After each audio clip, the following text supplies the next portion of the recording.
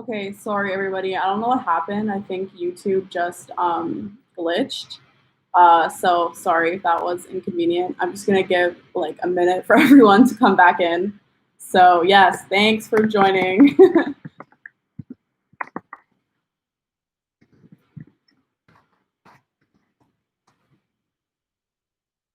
Yeah, I've never done a YouTube live stream, so I guess sometimes it glitches, but hopefully it won't do that again.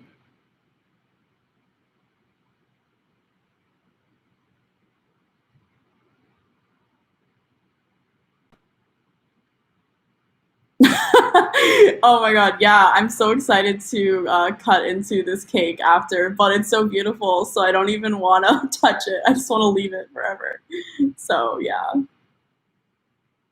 my friend Julia made it, and I think my favorite part is the temple and the waterfall. It looks like so beautiful. So, oh yeah, I'm definitely gonna be posting tons of pictures after.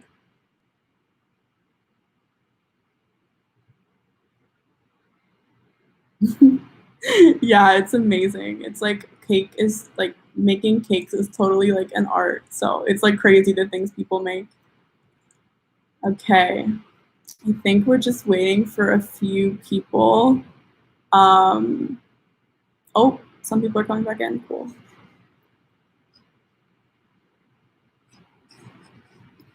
Okay, awesome. Kyla's back in. Okay, so I'm gonna start reading and hopefully it doesn't glitch. If it does glitch, we can always move over to Zoom if worst comes to worst, but it should be good. So let's get started. Okay. So chapter 1 is called Going Down Swinging. Here's the funny thing about fate. When it comes knocking on your door, it doesn't go away until it's answered. Fate doesn't stand to be ignored, even if you're not prepared for it. And no one could say I was prepared for mine. Life on the run was hard. Life on the run as an orphan was even harder. My fate had called and I had embraced it with open arms. But I wasn't alone. Fate seemed to tangle my life with my friends' lives, landing us exactly where we all wanted to be, together. Next, please, a security guard snapped. I stepped through the metal detector on his command, passing through. I was just another face among the moving crowd in the guard's eyes. I wasn't just a face in my world. Less than an hour ago, I've had enough weapons concealed under my clothing to light a metal detector up like a Christmas tree. Luckily, magic granted our world countless ways to blend in with humans, which was what we needed with Kurt Bell chasing us. My three friends stepped through security, joining me on the other side. To just about any onlooker, we looked like a group of teenagers about to embark on a getaway trip together. Technically, the getting away part was true. Let's head to our gate, I suggested. I'll feel safer when we're in the air. Amber nodded in agreement. It was hard to believe that even after we narrowly escaped Magnorium and spent all night in the airport, there wasn't a single hair out of place on her head. She looked just as striking as she had the first day I met her at Magnorium. Our friendship had come a long way since then and was still developing. She was opening up to me, slowly, but I was the only person who could right the wrong that had shattered her world. Her parents were murdered in a society massacre years ago, and needless to say, she was never quite the same. Her brother, Zach Travi, had features similar to Amber's, the same angular face and the same trademark black hair that made them both so recognizable. However, the siblings couldn't be more different, and I noticed contrasts between their personality more and more every day. Zach was laid back, friendly, sometimes too friendly, and had spent 90% of his time at Magnorium partying. He always seemed to provide comic relief, and I knew even if he wasn't there, the tension growing in my stomach would have swallowed me whole by now. Zach fell in stride beside me, though his face was tense, as if he was bracing himself for the inevitable journey. Elementals were often uncomfortable when confined to an element that wasn't their own. Zach was afraid of flying. There were some elementals, like the Aquarian walking behind me, who tried to overcome the discomfort of their counter elements by spending time in them. I didn't really think anyone could combat predisposed elemental genes, but there was no use in telling Haven Reeves that. Haven was the first elemental I had met and my first friend at Magnorium.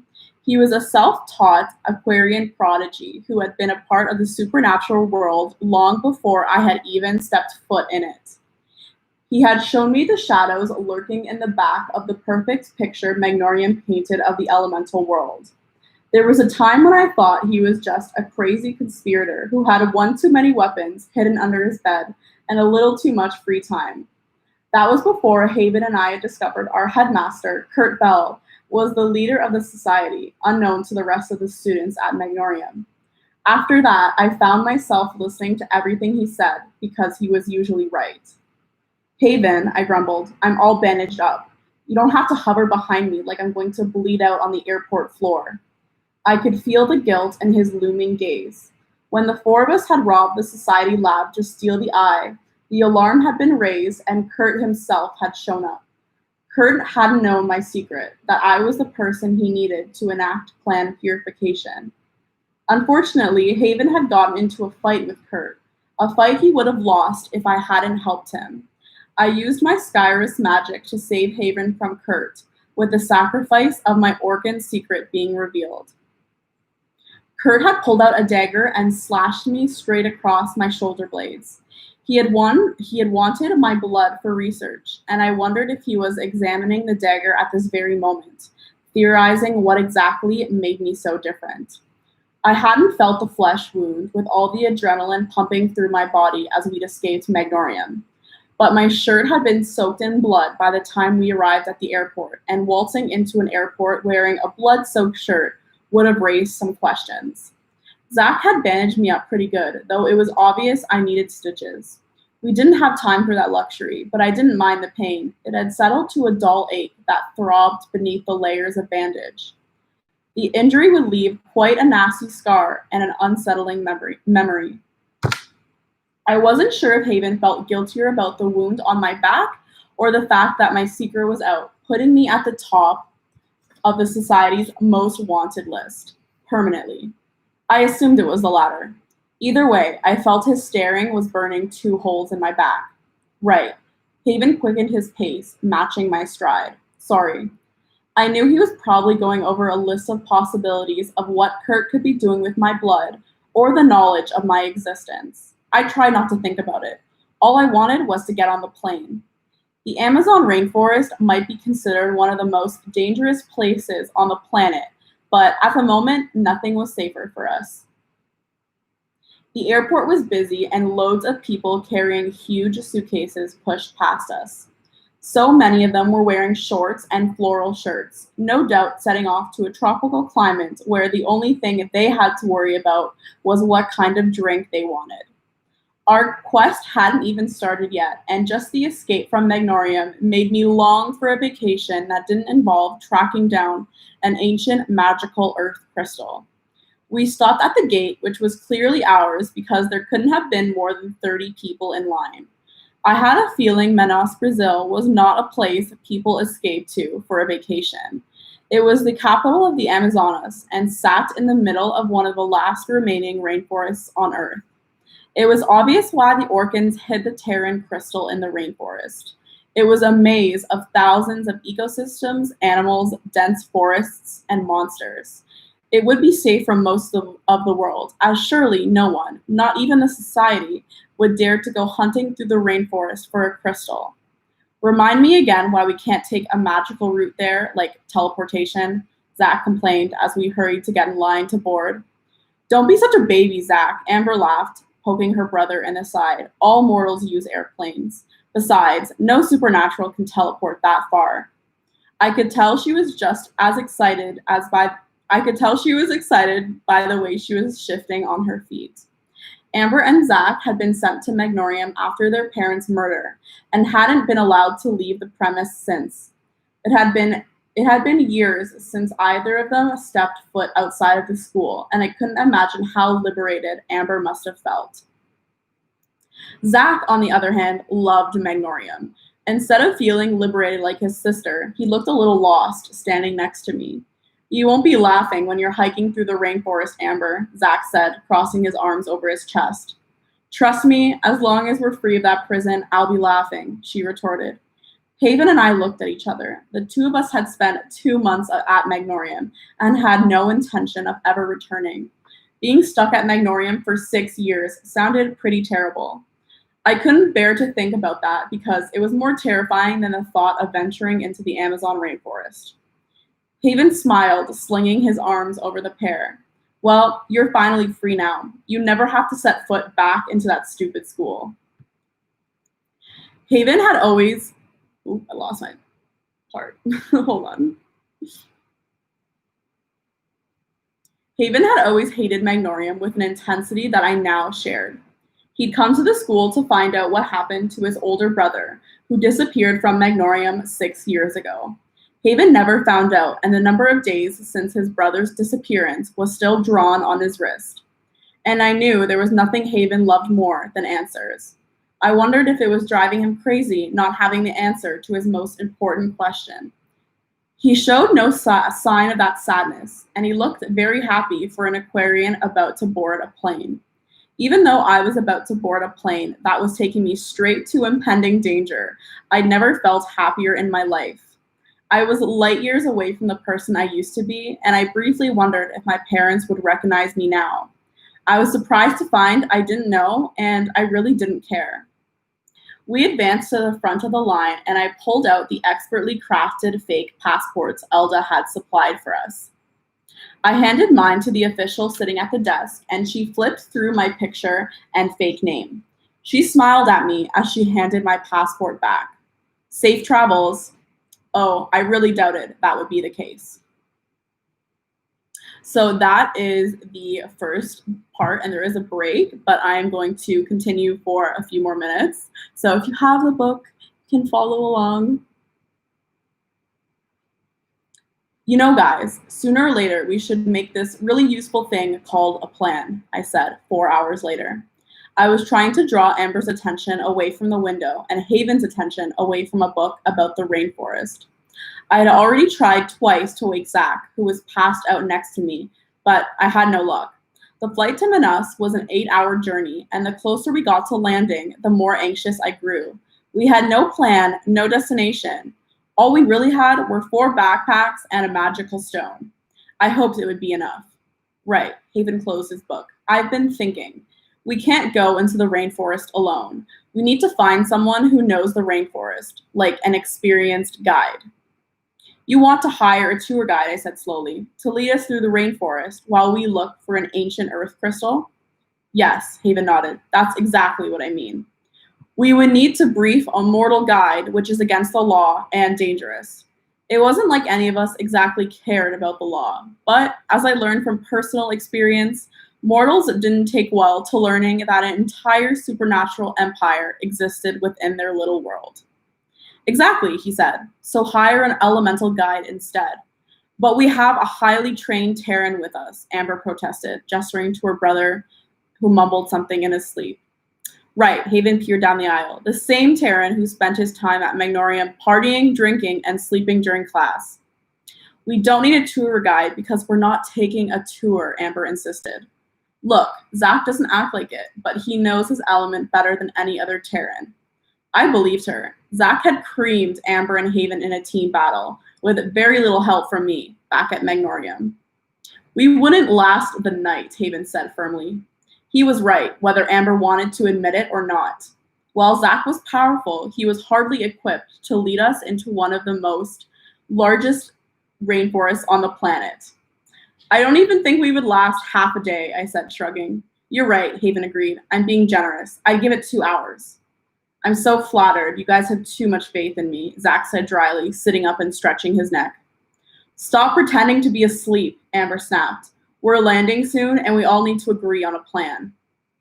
It's fine. Let the control freak make the plan. Haven made a face. I'm not a control freak. Do you have a plan? Of course. Great, Zach exclaimed. Brief me when we land. He turned over, repositioned his head, and closed his eyes. I withheld a sigh. Zach hadn't wanted to come on the quest from the start. He was adored at Magnorium. He practically ran the school, and no one told him what to do, not even the teachers like Mrs. Musk. I didn't blame him for his reluctance. He was putting himself in danger and joining us on a quest that most elementals deemed impossible. Zach wasn't like Amber or Haven, who had a long-running vendetta against the society. He wasn't fueled by revenge, questions, or responsibility. The only thing that ever seemed to fuel Zach Travie was his sister. And I knew Amber was the only reason Zach was passed out next to me, sorry, I missed a word there, miles away from the safety of the life he had always known. So this is what I think we should do.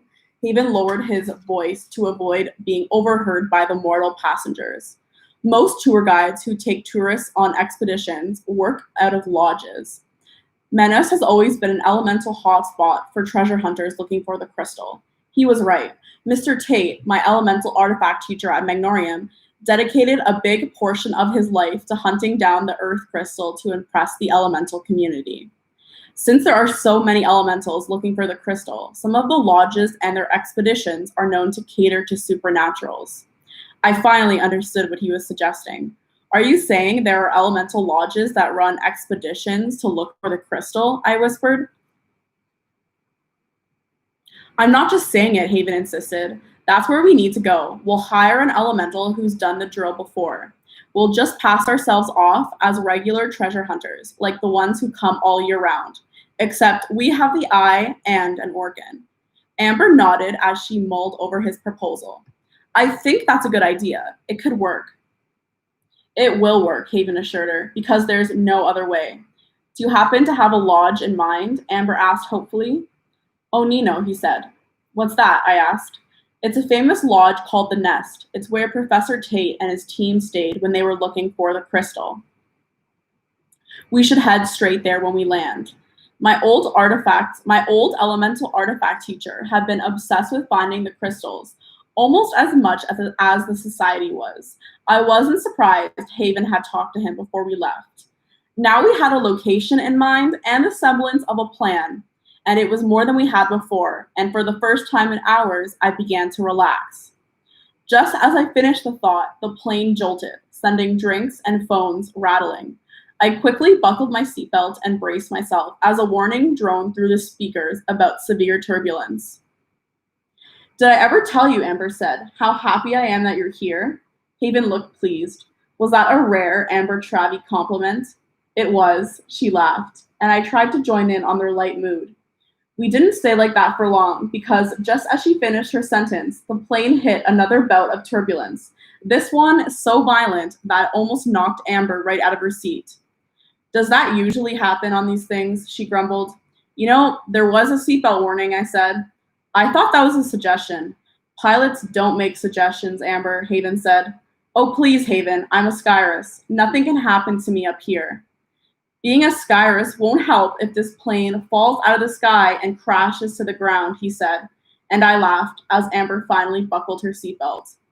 I wouldn't find it so funny later. I felt the storm before I heard it. The plane jolted again, sending me flying forward despite my own seatbelt. I knocked my head so hard on the seat in front of me that I saw stars. A strange pounding filled the plane, and it took me a moment to realize the source of the sound was rain. It pelted against the windows with a vengeance, like I was listening to the sound of metal scraping metal instead of raindrops. Not a moment later, a huge clap of thunder boomed, sending the entire plane into a terrified silence. The force of the thunder seemed to rattle the interior of the plane, and my hands wrapped around the armrests. Outside, the sky was gray, as if an artist had painted a gray coat over what was used to be blue. The plane had been slowly descending towards the ground for the last hour, but I would have sworn there hadn't been any sign of a storm 5 minutes ago. Yet, when I looked out my window, I was met with the sight of angry storm clouds blackened with wind and water. Attention, this is your pilot speaking. I took a deep, shaky breath. There isn't anything to worry about. I'm more likely to end up in a car crash than a plane crash. But in the pilot's voice, I recognized a tone I had come to know far too well. Panic. The pilot sounded panicked. We seem to have encountered an unexpected thunderstorm. Please stay in your seats and remain calm. The pilot clicked off the loudspeaker, and the rest of the passengers shifted with unease. Not many commercial flights travel to Manaus, and as a result, the only option had been to board a small plane operated by an even smaller airline. I was regretting the decision, as a storm big enough to scare a skyrus brewed outside the window. Suddenly, I yearned for the assuredness of big airlines and their fancy, reliable planes. Thunder roared overhead as we continued our descent, and I couldn't help but feel like it was screaming a warning. Go back, do not land. But of course, we had to land because we had flown into the middle of a thunderstorm, and I didn't know anything about flying to understand how dangerous it was. Zach was wide awake now, and he looked worried. It was his first time on a plane, and the poor guy was lucky enough to experience what was probably a nervous flyer's worst nightmare. I rushed to reassure him that it was all just bad luck, but the words died in my throat as loud thunder rumbled on our side of the plane. The thunder seemed to erupt directly outside my window. I snapped around just in time to see a violent bolt of lightning strike the tip of the plane's window. The flash of lightning was momentarily blinding, and I blinked in disbelief. What was that? Zach asked, clearly trying to sound calm. That was lightning, I swallowed. Very, very close lightning. Is lightning bad? I can't imagine it would be good. Another bolt of lightning cracked across the sky, striking the tip of the wing in the exact same spot. Amber, I asked worriedly, peering over the aisle, can you do something about this storm with your magic? No, Amber bit her lip, looking up the window. I can't control a storm of this magnitude. To calm it down, you would need at least 20 powerful skyruses working together. Great, I muttered. The thunder made another explosive noise, and not a moment later, another lightning bolt struck again. It seemed like the lightning was attracted to the wind outside my window, but that was just a coincidence, right? Zach didn't seem to think so. He jumped up out of his seat, not even bothering to hide his discomfort. It's her fault, he whispered, looming over Haven's chair in the aisle directly across from us. Reeves, switch with me. What? Haven looked confused. The storm is attracted to her or something. Zach looked nervous. That's ridiculous, Haven said, dismissing the idea. But I wasn't so sure because suddenly I felt something strange, something I'd only felt once before. I said, you're switching with me, Zach repeated, looking so anxious that I was pretty sure he was going to haul Haven out of the seat himself. Haven, switch with me, Zach said louder this time. Thunder cackled in the background, and to avoid causing a scene, Haven quickly got up, dropping in the seat beside me. Maybe Zach wasn't being so ridiculous after all. As Haven sat down, two more vicious talons of lightning struck the wind, the blast illuminating the small plane. The storm was growing worse, and with the violent turbulence, staying still in my seat was near impossible. Haven, I said, it's happening again. What's happening again? Do you remember, I said, lowering my voice, how I was pulled to Magnorium because I felt all of the different magical energies in the air? Haven and I had met on our trip to Magnorium and had taken the mandatory initiation test together. The test had been a setup that left us stranded in the desert.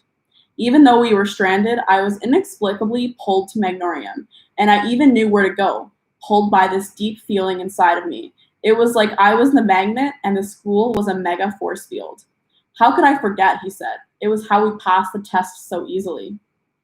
It's happening again, I said quietly. If I closed my eyes and drowned out the background noise, I could practically feel the threads of magic in the air. But it was different this time because I wasn't being pulled in one direction. I felt thousands of threads, each pulsating with magic. It was like the pull was everywhere, trying to lead me in 1,000 different directions. Well, Haven asked, where is it coming from? Everywhere, I whispered as another bolt of lightning cracked across the sky, striking the wing. Everywhere. There were two more violent bolts of lightning, followed by the sound of hail banging against the plane. Yeah, I whispered. I'm being pulled in like 1,000 different directions. Haven frowned. The only time this happens is when there's huge concentrations of magical energy nearby, right? I nodded. Well, the crystal is nearby. Sort of. Do you remember what Elda said? The crystal is a beacon of magic, capable of drawing things near. It probably emits more magic than Magnorium ever could. But I'm not being pulled directly to the crystal, I said. It's overwhelming. I can't make sense of anything. The crystal's powers are overwhelming. If elementals could be pulled to the crystal so easily, we would have found it centuries ago. We're not going to find it by following a trail of magical energy. Then how are we going to find it? I asked. Hayden shrugged. Ask me that again. Ask me that again if we land in Menace alive. Either way, I don't think Zach's going to make the trip. That's not funny, I said, peering across the aisle at Amber, who was trying to calm a very anxious-looking Zach. I couldn't even call him overdramatic. Something inside of me snapped, and I felt a sudden rush of magic, so utterly suffocating it took my breath away and stained my vision red. Someone was screaming, a horrible panic sound, and it took me a moment to realize that I was the one screaming. Immediately after, the overhead lights on the plane blew out, suspending the aircraft in darkness. All of the emergency oxygen masks that were normally stashed away in the ceiling compartments came shooting down. And suddenly, I was struck with the oddest sensation that I was falling, except it wasn't so odd because I was falling. The plane was going down. Okay, so that is where I'm going to stop. I'm going to stop on a really intense cliffhanger.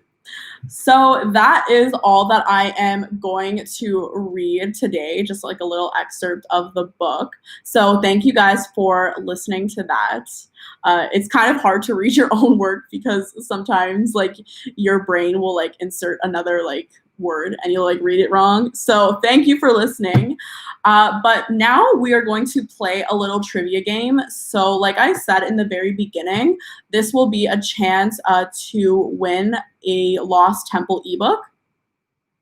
So the giveaway is going to work like this. I'm going to ask a question about the series, and then the first person to type it in the chat will win an ebook. So what you have to do to get this ebook, if you are the winner and you won one of the questions, I have 5 ebooks to give away, by the way. So there can be a lot of winners. What you have to do is just DM me either on Instagram or you can even DM like me by an email. Just DM me your name and your email address, and I will email you a code that you can use to get your free ebook. So let's go ahead and get started. And like I said, the first person who enters the question correctly will win the ebook. And there are 5 ebooks to give away. So I'm pretty sure that most people here can get one. So let's go ahead and get started. All right, so